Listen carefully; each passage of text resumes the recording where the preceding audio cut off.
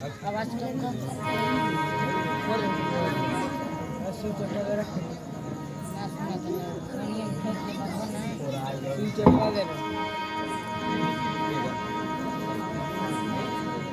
जय श्री राम उसको पढ़ना जय श्री राम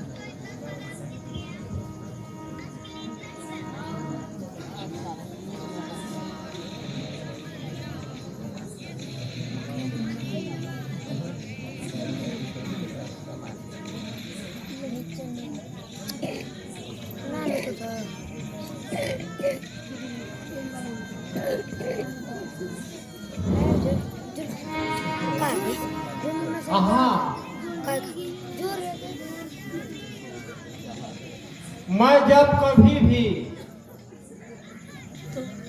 वेद शास्त्रों का धर्म शास्त्रों का अध्ययन करने बैठता हूँ तो निगाहें उन्हीं पृष्ठों की तरफ जाती हैं जिधर पुत्र संबंधी बातें लिखी होती हैं।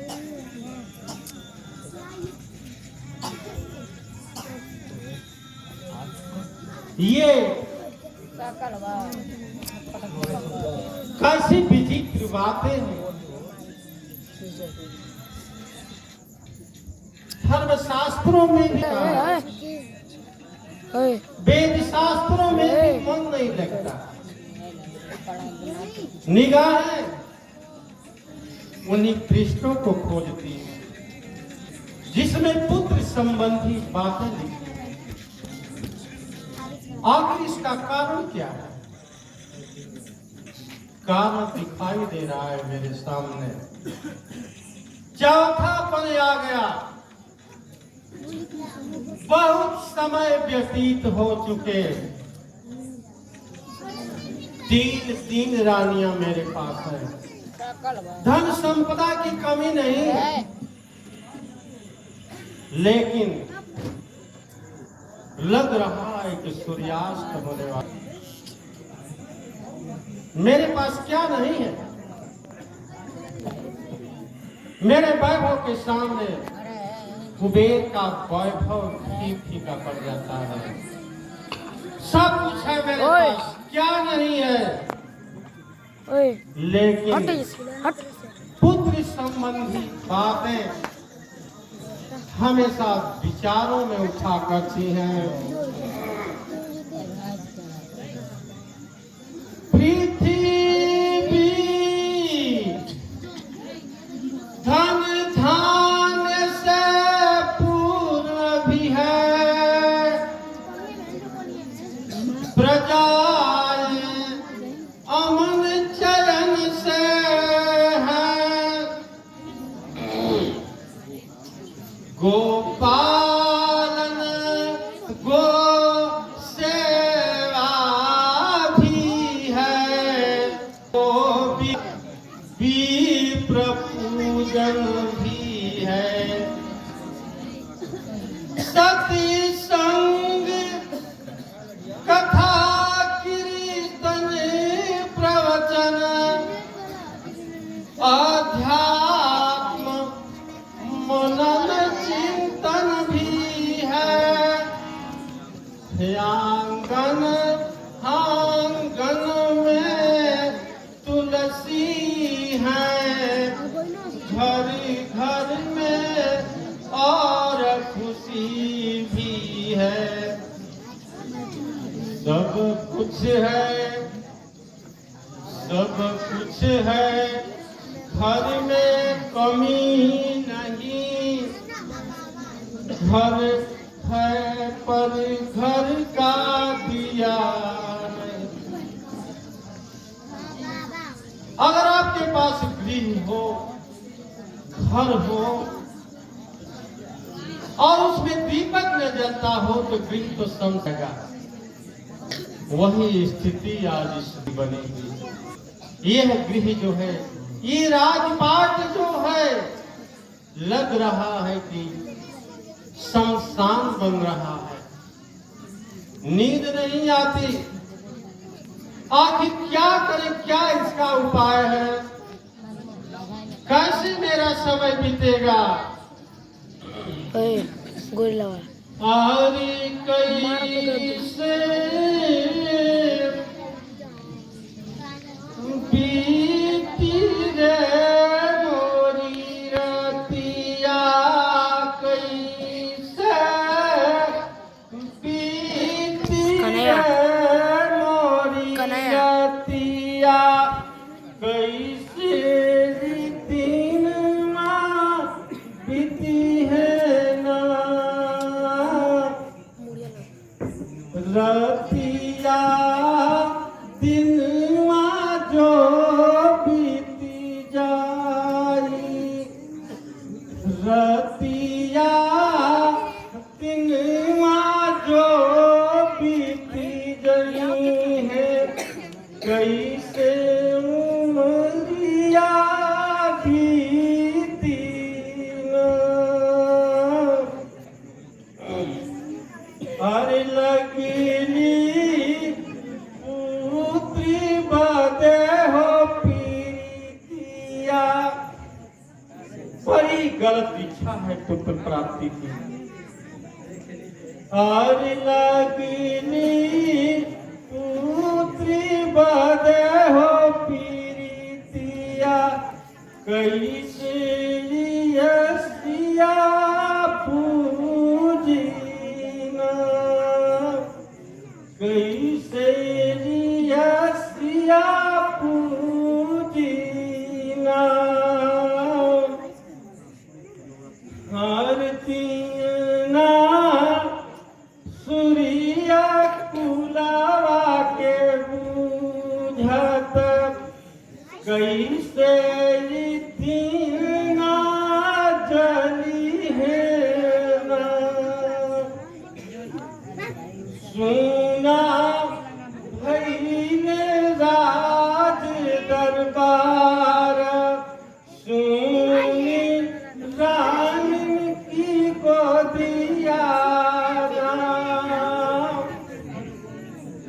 सुना भइले होर जहानवा, सुनी सारिया जोधिया। लेकिन विधि का विधान होता है, सोचने समझने की बात नहीं।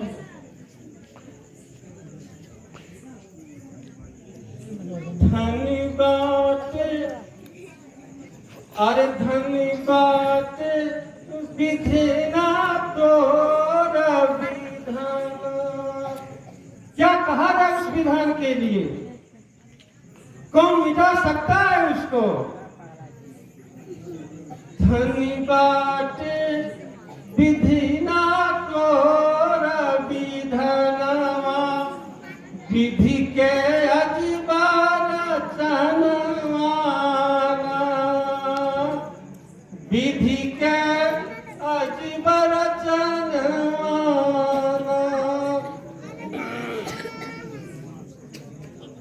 आखिर कैसे मनमा धीरज बधाई, धैर्य नहीं आ रहा है, मेरा धैर्य भाग रहा है, छूट रहा है, कैसे धैर्य धारण करूं? इतने बड़े राजा और महाराजा होते हुए भी मेरा धैर्य मुझसे भग रहा है। कैसे मनवा धीरज बधाई, मन में धीर न आवती बा,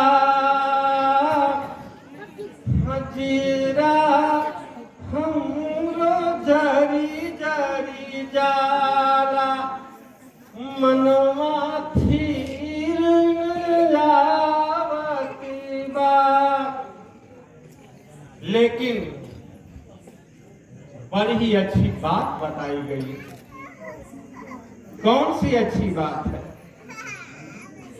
जब मनुष्य के जन्म जन्मांतर के पुण्य पुण्य का जब उदय होता है, तब उसे सत्संग या संतान की प्राप्ति होती है।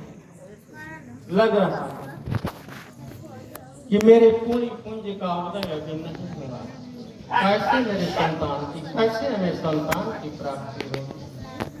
मेरे पास लग रहा है कोई पुण्य नहीं, कोई पुण्य का पुण्य नहीं, तो फिर कैसे संतान प्राप्त होगी। कहा गया है कि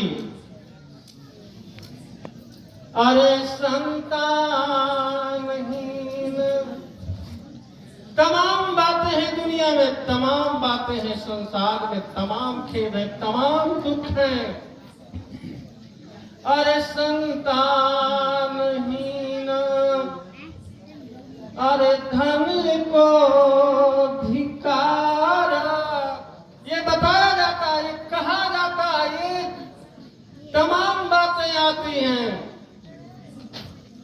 अरे समान धन को असंतान हीन कुल को धिक्कार, संतान हीन अनृप को धिक्कार, असंतान हीन कुल को धिक्कार। तमाम धिक्कार की बातें हैं। धन को धिक्कार है, गृह को धिक्कार है, ऐसे दादा को धिक्कार है। क्या बताया? कहा गया है कि संसार में 3 वस्तुएं बड़े ही भाग्यवान को प्राप्त होती हैं। कौन सी वो 3 वस्तुएं हैं? बहुत ही ध्यान देने योग्य बात है। अरे पीड़ाती जह सुचरितैः पितरं सपुत्र, जो अपने अच्छे चरित्र से, अपने अच्छे कर्तव्यों से पिता को प्रसन्न रखे, ऐसा पुत्र बड़ा ही मुश्किल होता है दुनिया में पाना। प्रीणाति जह सुचरितैः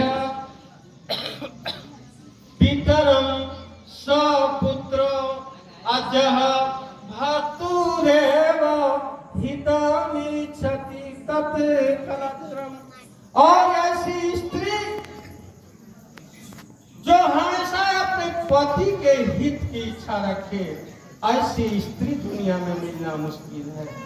और आगे बताया गया है, तन्मित्र आपद सुखे च समक्रियम जदा। और ऐसा मित्र जो सुख या दुख में समान व्यवहार रखे, ये तीनों संसार में बहुत ही दुर्लभ बताए गए हैं। ये तत्रयं जगति पुण्यकृतो लभन्ते।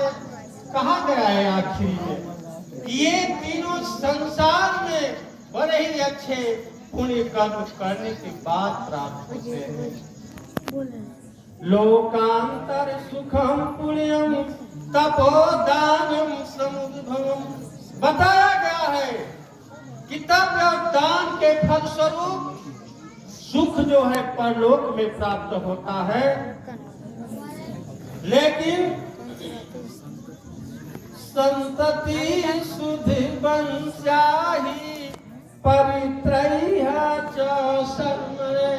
लेकिन पवित्र खानदान में उत्पन्न हुई वंश इस लोक तथा उस लोक में सुख प्रदान करती है। अर्थात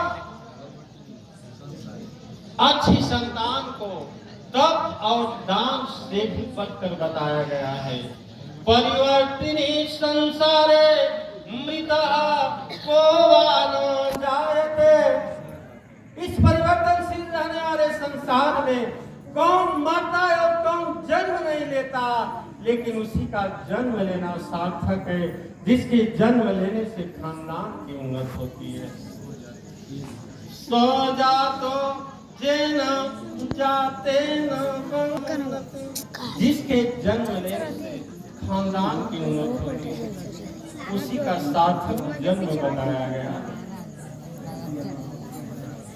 पत्रम नैवा यदा करीरिविद्मे 200 वसन्तस्य किं नामरूपो यवलोकते यदि दिवा सूर्यस्य किं दुःसः धारा पतन्ति चातक मुखे मेघस्य किं दूषणम् आयत पूर्वविधिना ललाट लिखितम तन्मार्जितुं का क्षमम। अगर जो कुछ भी ब्रह्मा ने इस ललाट में लिख दिया है तो फिर उसे मिटाने में कोई समर्थ नहीं। ये तमाम बातें मैं क्या करूं? अब तो लग रहा है ये मेरा वंश जो है अब यहीं से समाप्त होगा, दशरथ के यहाँ से समाप्त होने वाला है।